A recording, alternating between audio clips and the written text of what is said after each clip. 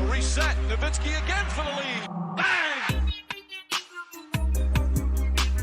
What's up, Mavs fans? Welcome into another episode of All Things Mavs. Appreciate all you guys that have tuned in, have stayed subscribed, that are hitting me up in the comments. It's very encouraging to see, and it really makes me want to just keep going with this YouTube channel and keep putting videos out for you guys. So that's what I'm going to keep doing. If you haven't seen by now, I have officially created an All Things NBA YouTube channel. I know some of you guys have seen the All Things NBA show that we've been putting out with Austin Payne, who's running our OKC channel. And obviously it's different. You guys don't want to talk about the Thunder. You guys don't want to talk about other teams on this channel. I get it. This channel is going to go back to Mavs only.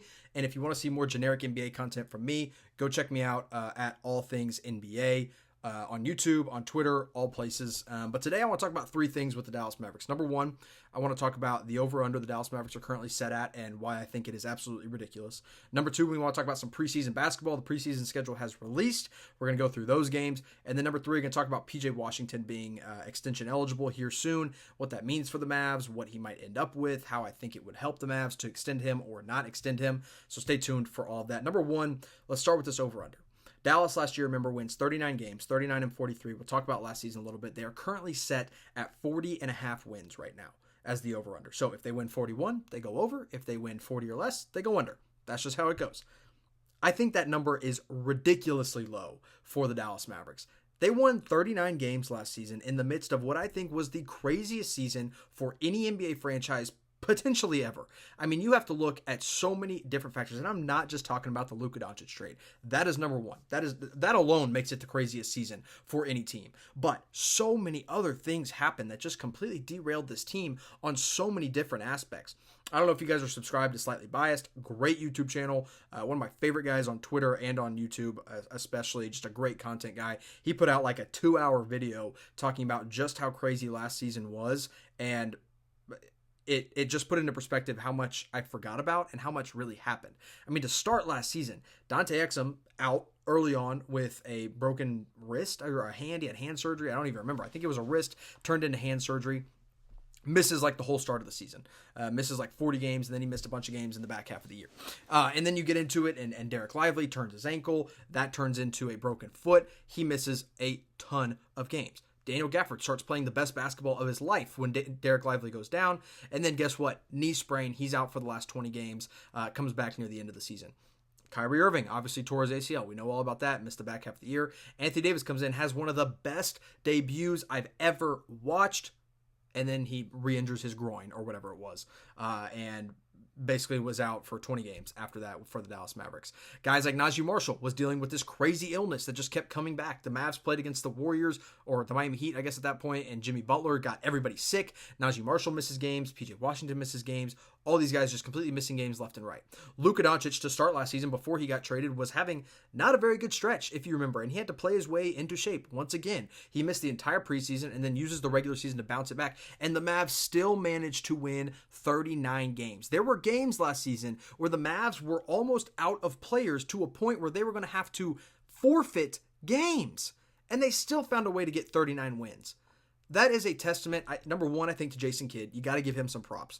Number two, to the guys on this team, they're going to fight their tails off. And I think the guys that are on the team right now are going to fight their tails off to keep this team afloat until Kyrie Irving comes back. And when Kyrie does come back, that's going to go to a whole nother level. But you got to look at it. We're going to start the season, knock on wood, with a healthy Derek Lively. And he's going to come in, and I think he's going to have a huge third-year leap. The Mavs are going to have D'Angelo Russell to start the season, and I think he's going to be a huge replacement for Kyrie Irving while Kyrie returns from that ACL injury. You start the season with Anthony Davis. You start the season with a Cooper Flagg who, let's just talk about Cooper Flagg for a second. That kid has won at every level he's ever gone to.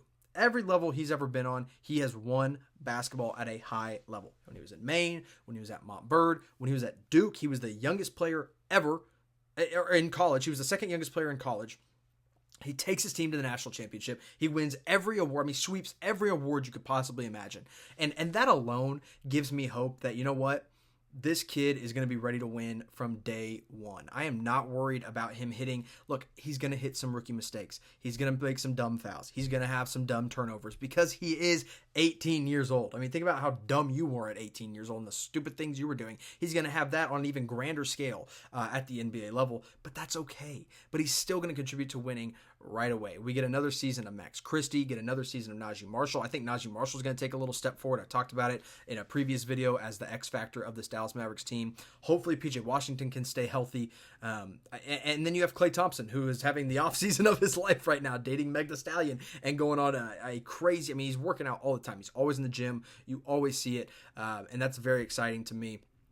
I think Klay is going to be very good for this team next season. He was good last season around a team. I mean, he was the leader of last year in terms of staying on the court.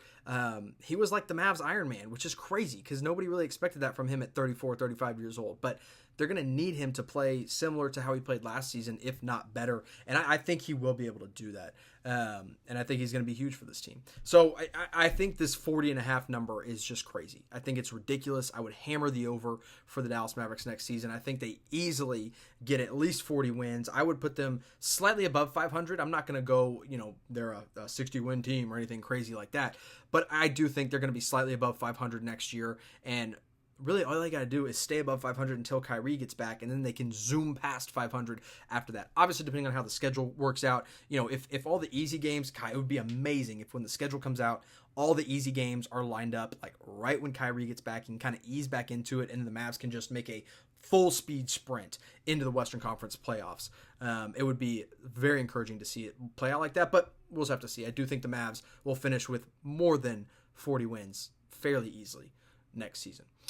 Let's transition a little bit. We talked about regular season schedule just now. Let's talk about some preseason basketball. We got the schedule, 4 games officially on the schedule for the Mavs. Number 1, Oklahoma City. They're going to play them on October 6th. That will be our first time seeing Cooper Flagg in a actual Dallas Mavericks uniform on the floor against the defending champions. It's preseason. Who knows who's going to play, but it's going to be at Dickies Arena in Fort Worth. And if you're from the DFW area, you know that's going to be a really cool environment. Just seeing Dallas get to go play in Fort Worth, I think, is really cool. You're kind of incorporating the whole DFW Metroplex in that sense, and I think that's really awesome, especially when you're playing against the defending champions, a team that Dallas loves to play against. So I'm very excited to watch that one. October 11th, they will play against the Charlotte Hornets in Dallas, so they will stay in DFW. LaMelo Ball will come to town. They'll play against the Hornets. It'll be LaMelo. It'll be Con Knipple, who is Cooper Flagg's teammate at Duke. Sion James was Cooper Flagg's teammate at Duke. They both come back to town. That's a fun Charlotte team that I'm excited to watch in preseason. A lot of young guys that should get some good run. Then October 13th, they'll fly out to Salt Lake City. They'll play against the Utah Jazz. They'll play against Ace Bailey. So Dallas goes up against, the number 4 pick in Con Knipple and then the number 5 pick in Ace Bailey. Is that right? Was it 4 or 5? I don't know. Let me know in the comments. I might be way off, but I think that's right. Against Utah in Utah. And then the final game, of course, the Mavs would not be able to play a preseason schedule without seeing the Los Angeles Lakers. So October 15th in Las Vegas, the Mavs and Lakers will play. Now, it is preseason, so it's the final game of preseason, which always goes one of two ways. They either use it, number 1, as a way to kind of determine okay, who's going to get the last roster spot, who's going to get this final 2-way spot, and all these no-name guys end up playing, or it ends up being a tune-up game for the regular season, and they play everybody. And everybody plays most of their regular minutes in the first half, and then we kind of see them go into the regular season, and we see how that plays out. I hope it's the latter. I hope we get some real Cooper Flagg versus Luka Doncic minutes in preseason. I mean, who wouldn't love to see that? But I don't know if it's going to happen. Preseason is preseason. I'm most excited to see what Dallas is going to roll out on that first night. What is the starting 5? Who's in the starting 5? Is it... I think our locks, I think for sure D'Angelo Russell is starting. For sure Anthony Davis is starting. For sure Derek Lively is starting. For sure Flagg is starting. Who's the 4th starter? Is it Klay Thompson? Is it PJ Washington? Is it Max Christie? I think Locked On Mavs had a great episode where they talked about who that 5th starter should be, and Nick Angstead made the point that he thinks it should be Max Christie by the end of the season. And if it is Max Christie by the end of the season, that's the best case scenario for the Mavs. Hopefully, that means Max Christie has taken a big enough step forward and not Klay Thompson has taken too much of a step back or PJ Washington can't stay healthy. And if that's the case, that would be amazing. If Max Christie is a starter on opening night, that means something huge for the Mavs, but I don't think that's going to be the case. I think it's either going to be Klay or PJ. I honestly think, my first thought is that Jason Kidd's going to roll out this lineup with PJ Washington as the starter next to Cooper Flagg. I just feel like they're going to go really big and go all in on this. But I think it probably should be Klay. Maybe Max Christie if he takes that leap like I was talking about. And then That's preseason. I mean, we'll see how it plays out. Again, it's preseason. We'll see what happens. But the third thing I want to hit on today is PJ Washington's extension, because this month he is officially extension eligible. He is extension eligible as of August 29th, I believe is the date. I don't know what kind of number he's going to get, but I have to imagine the ideal scenario for the Dallas Mavericks is that PJ Washington gets an extension that is perfectly and easily tradable. Not because I want to trade PJ Washington. Don't get me wrong. I think PJ Washington is amazing. I think he's the exact type of archetype that the Dallas Mavericks should want, that any playoff team should want in their rotation, is a PJ Washington, a wing/power forward that can shoot, that can handle the ball a little bit, and that can defend multiple positions. But the Mavs are starting to get a logjam at that position, and if there's one guy that's going to go that actually brings back some value, it's probably PJ. And so you want to make sure that contract is nice and cozy for the Mavs to where they are in control of his contract, but also they could move him if they really see something come about at the trade deadline. Let me say it one more time, very clearly. I'm going to speak right into the mic. I don't want to trade PJ Washington, but I want to be able to trade PJ Washington. I want the contract to be tradable for the Dallas Mavericks, and I think that should be goal number one. Really, goal number one, I guess. Goal 1A should be just get a deal done. Do not go into this season without a deal done. We saw it happen with Quentin Grimes. That's why he's gone. He got traded because he couldn't work out a contract. He's still waiting on his next contract as of the time I'm recording this right now. He still does not have a contract.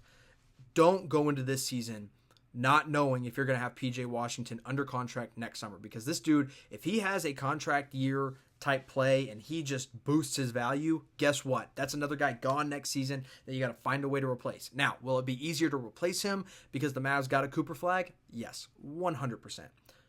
But his overall value to this team is not easily replaced.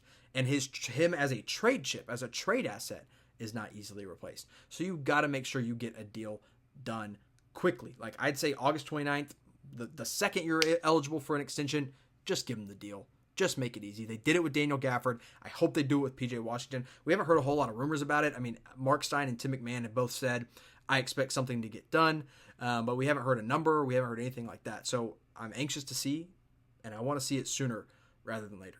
So quick episode for you guys. It's the dead of the offseason. There's not a lot happening, but I wanted to make sure I got an episode out for you guys this week. Make sure you hit that subscribe button. I'm really trying to hit 5,000 subscribers before too long. So keep subscribing, keep commenting what you want to see from me, and appreciate you guys again. So I'll talk to you next time. Peace.